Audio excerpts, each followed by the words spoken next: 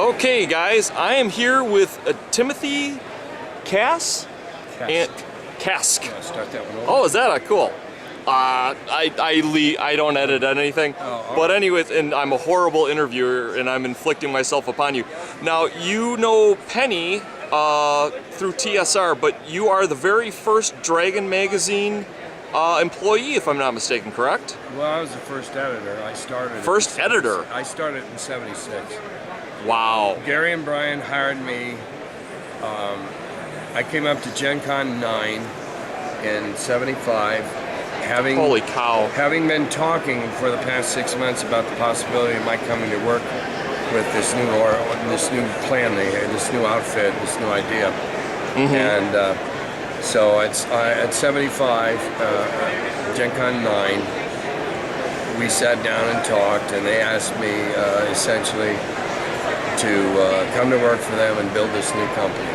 So I was hired to be the editor, to take over all things editorial, which was primarily Gary's writing because he was doing most of it. Got it. I was hired to, well, we all did everything back then. We filled orders. right. Sure, Small companies. And my specific thing was to take over strategic review. With the goal, even then in '75, we had the goal of turning it into something grander. As it ended up, we turned it into two something granders that later fell back and became one. We split it off, became The Dragon Magazine and Little Wars Magazine. The Dragon was fantasy and sci-fi. Little Wars was historical and miniatures. Gotcha. And we did them bi-monthly. We alternated. And after a while, we could not shake the fantasy. People wouldn't take us seriously with a historical game or a board game. Oh, those are the fantasy guys. Oh, really? There was a rift in the camp? I didn't know that. No, it was the public. The public, if we came out with we put out a game called William the Conqueror 1066. It was novel. It had one of the very first plastic maps that you could wipe off and not worry about it. We had big, thick, round counters. We had some of the traditional aspects of board gaming with facing and whatever. It was 2 games in one. It was an extremely well done game. I say that, yeah, because I developed it, but it was very good before it came. It was very good before it came in. And you were the standard before the standard became standard. Well, I don't know about standards, but I do know that it sat on the shelves because people would not take it seriously that we could make a historical game. We were the fantasy guys. We could make Dungeon. We could make D&D. We could do silly stuff. We could do Boot Hill, but a historically accurate game, no. They just wouldn't buy it. We had trouble. For several years for that. We could not support sales in those early years of anything that wasn't fantasy. People just did not see our brand as anything except fantasy. And for that reason. So were you kind of the black sheep of the gaming community outside of historicals, would you say? Oh, I don't know if that's quite strong enough for the way some of the people thought of us. There was extremely heavy resentment from the 2 primary board game companies at the time who primarily had the business. And they saw us as sucking off their market, and that Gary and I started the magazines to be completely open to take ads from anybody, to publish good, as long as they were good articles about any game, because we knew that a rising tide lifts all boats. We knew that some of these people would eventually become historical gamers or become board gamers, and in so doing, some of their miniatures friends or some of their board game friends would follow them back in. It was a win-win-win for everybody around. But, outstanding, they did not, they looked down upon us, they scorned us. There was a years-long ridiculous running feud between Origins and Gencon. Really? Oh yeah. They had to start their own con. Gencon was the biggest con in the country. It was only several, 700, 800 maybe, 12, no more. But then the other war gamers, the regular mainstream war game companies, felt that they needed a con of their own. So they started Origins. Okay. And then Lies started.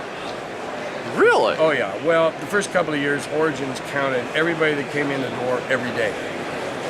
So they had 500 actual attendees that all came out 3 days. They said they had 1,500. Oh. Whereas we counted paid admissions. Ah. All right. So no, we didn't have 1,500 paid admissions, but we had 900 distinct and individual people. It's almost that went twice on the for several size, years, yeah. And then they founded GAMA, the Game Manufacturers Association. They didn't even want to let us in because, wow. Well, we're not real games. We're those guys, and we were a juggernaut. I was about to say. Part of GAMA, I believe part of GAMA was a defensive measure by some of the smaller companies to stop us from ruining and eating everything. Ridiculous concept, but I do believe that's where it came from. Well, They I mean, had to the stop Midwest is pretty much like the Middle East is like the core of like the world's major religions. I would have to say the Midwest is the core of like the major gaming companies that grew out of this area of the country, I would say. Now, yes. The Cheese Weasel Conquest game has ended, There was and all Avalon, winners have been Baltimore, located, and there was except FBI for in New Paul York. Barthel. Oh. was Paul it. Barthel is in the hall. Please report to And, the Cheese Weasel Conquest Everything game else immediately. starts springing up. Congratulations to all, and thanks for the plan. Whoever was lived. It no longer had to be in the East Coast or had, so we had West Coast companies, Midwest companies, a lot of good West Coast companies. There was a lot of attrition in those early years. Companies came and went within a couple, 3 years. Sure. We were the unwelcome visitor, or unwelcome guest.